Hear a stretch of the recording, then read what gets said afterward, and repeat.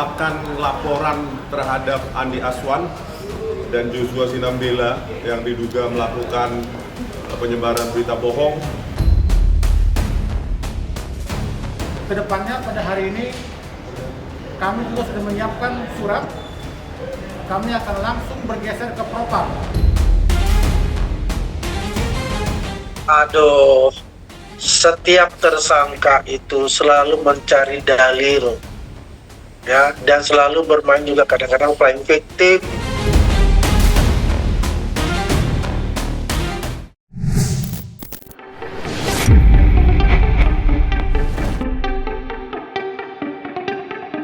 Polemik dugaan ijazah palsu mantan Presiden Joko Widodo alias Jokowi belakangan ini makin pelik. Bagaimana tidak, kubu Roy Suryo CS terus bergerilya memberikan perlawanan seni terhadap kubu Jokowi. Salah satu yang dibidik Roy Suryo dan koleganya ialah Ketua Relawan Jokowi Mania, Andi Azwan dan pakar telematika, Joshua Sinambela. 3 kali Andi dan Joshua dilaporkan kubu Roy Suryo. Namun dari ketiga laporan tidak ada satupun yang diterima. Baik di Polda Metro Jaya maupun di Bareskrim Polri, semua laporan kubu Roy Suryo yang diwakili Rismon dimentahkan penyidik. Ditolaknya laporan kubu Roy Suryo terhadap Andi Azwan membuat sejumlah pihak geram. Rismon bahkan menuding penegak hukum tidak tegak lurus, sebaliknya menjadi permainan penguasa.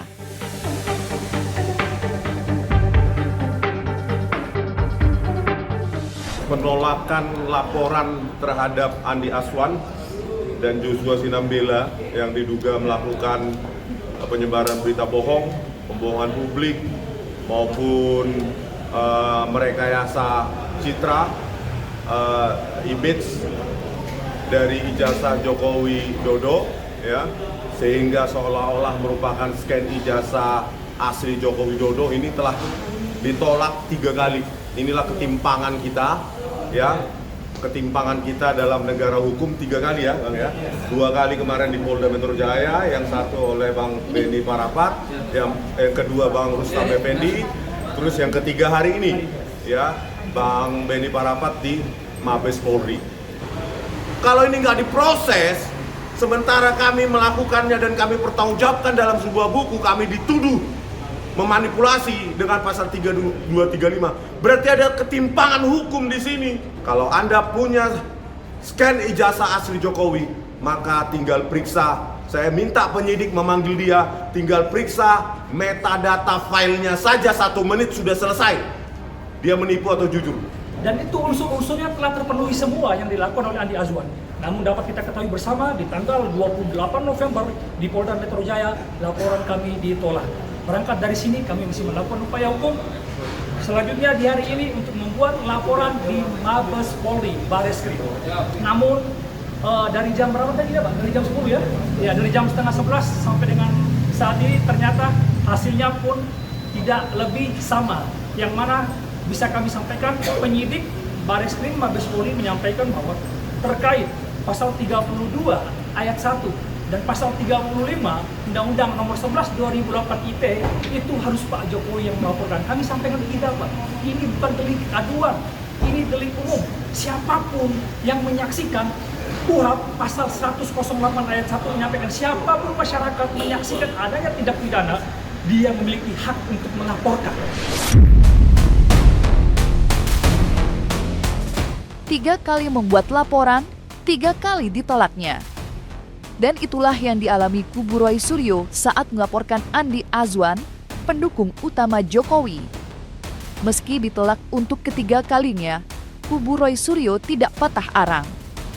Salah satu jalan yang akan ditempuh Roy Suryo selain menyurati Presiden Prabowo juga melaporkan Polda Metro Jaya dan Bareskrim Polri ke Propam. Langkah itu diambil lantaran muncul dugaan adanya ketidakprofesionalan penyidik Polda Metro Jaya dan Bareskrim Polri dalam menafsir pasal 32 dan 35 yang dijadikan pasal sangkaan saat melaporkan Andi Azwan. Lalu kami sebagai pelapor diarahkan kembali ke SPKT untuk menerangkan, dan lalu sampai turun ke bawah hanya para perwira menengah itu mengatakan kami belum bisa menindaklanjuti laporan ini. Kedepannya pada hari ini kami juga sudah menyiapkan surat. Kami akan langsung bergeser ke Propam untuk mengadukan Polda Metro Jaya dan Mabes Polri karena telah melanggar Peraturan Kapolri Nomor 7 Tahun 2022, di mana menolak laporan masyarakat di awal.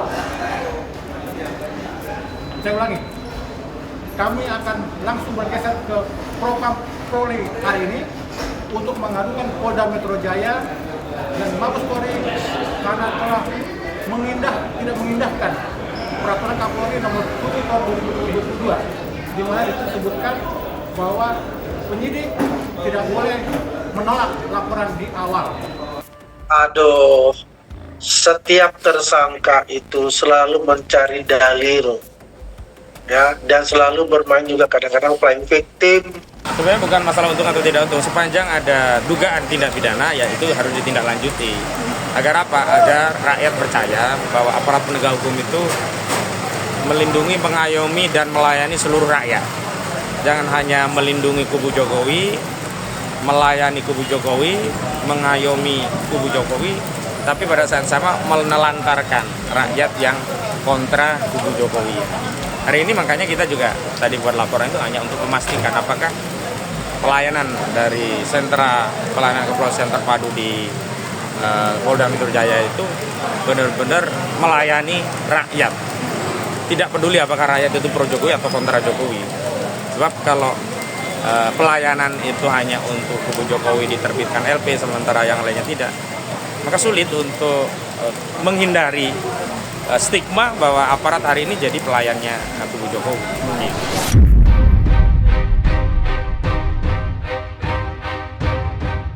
Sementara itu, Rismon Sianipart tidak tinggal diam begitu saja atas penolakan yang dilakukan penyidik Polda Metro Jaya dan Bareskrim Polri. Menurutnya terkait pasal 32 dan 35 ia sendiri yang akan melaporkan Andi Azwan. Rismon juga sudah siap berdebat dengan penyidik mengenai pasal yang disangkakannya terhadap Andi Azwan. Rismon mempunyai bukti jika Andi dan Joshua telah melakukan manipulasi data salinan ijazah Jokowi. Dan seperti inilah langkah hukum yang akan ditempuh Rismon untuk melaporkan Andi Azwan dan Joshua. Oleh karena itu kita tidak berhenti di sini, Bang. Nanti ada yang akan melaporkan dengan pasal lain. Ya, saya sudah dapat info, mungkin bukan 3235. Kalau yang 3235 saya nanti yang akan melaporkan dan akan berdebat ke penyidiknya. Ya, pasal 3235 khususnya. Karena saya sudah mengkaji bahwa mereka telah melakukan rekayasa. Ya, hasil registrasi citra yang diupload oleh Dian Sandi Utama diubah perspektifnya menjadi tegak lurus terhadap pengamat atau observer atau sejajar dengan layar, dan diklaim itu scan ijazah asli Joko Widodo. Ini sangat merugikan kami. Karena apa? Ahli yang itu bernama Joshua Sinambela, salah satu ahli yang dipakai oleh kepolisian. Ya. Sehingga dia meyakinkan penyidik bahwa kami telah melakukan pengeditan, manipulasi secara tidak ilmiah. Jadi itu tuduhan yang tidak berdasar sama sekali, ya. Itu mungkin perlu saya luruskan juga. Karena jauh sebelumnya di sebuah tayangan di Facebook atau di YouTube-nya, dia sudah menganalisa apa yang dinamakan dengan scan ijazah asli Jokowi saat itu. Ya. Jadi orang ini sangat berbahaya pada penegakan hukum. Kalau ahli-ahli penipu semacam ini dipakai oleh kepolisian, maka siapapun bisa menjadi tersangka. Itu kepentingan kami. Dan saya sudah menyiapkan dan sedang menyiapkan kajian ilmiah membuktikan bahwa dia telah menipu publik. Ya, saya telah menyiapkan dan saya atau Mas Roy atau Bu Tifa atau ketiganya yang akan melaporkan dia pasal 32 dan 35. Nah, orang semacam ini yang tidak punya integritas, ya, yang mengklaim, mengaku memiliki scan ijazah asli Joko Widodo, padahal itu hasil pengolahan atau pemeriksaan citra. Orang semacam ini kok bisa dipakai oleh kepolisian? Ya, saya bertanya kepada kepolisian, ahli semacam ini yang tidak ada integritasnya, itu sudah berapa ribu kali dipakai oleh kepolisian untuk menangkap, menersangkakan orang. Ini untuk kepentingan publik, agar tidak ada lagi ahli-ahli semacam ini, ahli-ahli pesanan yang mengotak-atik data digital langsung ditersangkakan orang. Ini kepentingan publik, dia harus ditangkap. Ya, saya yakin juga Andi Azwan sebenarnya ditipu, dibohongi oleh si Joshua Sinambela ini.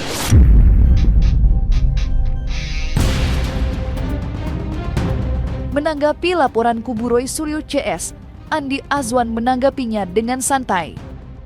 Ketua Jokowi Mania itu sama sekali tidak takut atas laporan bertubi-tubi yang dilakukan para seterunya.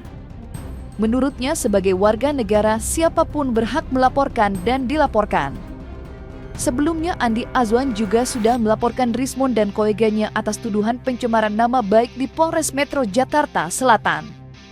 Lantas, apa tanggapan Andi Azwan usai laporan kubu Roy Suryo berulang kali dipelek Bareskrim Polri dan Polda Metro Jaya? Yang jelas kan, jelas sekali, saya melapor tanggal 8. Nah, mereka mungkin khawatir ya, jadi mencoba untuk membuat suatu laporan tandingan kayak gitu ya. Kita hadapi saja, nggak ada masalah untuk kita itu. Karena ya kita paham juga, ya. Artinya ya kita tunggu aja. Mana yang lebih cepat menurut daripada di bersatu Bang Lece sebagai tim pengacara kita ya kan mengatakan juga waktu di stasiun TV. Mana yang lebih cepat lagi? Tidak ada masalah. Kita lihat itu hak. Warga negara berhak untuk melaporkan dan dilaporkan. Yang dilaporkan wajib untuk datang, yang melaporkan wajib untuk menyajikan bukti-bukti otentik. Oke?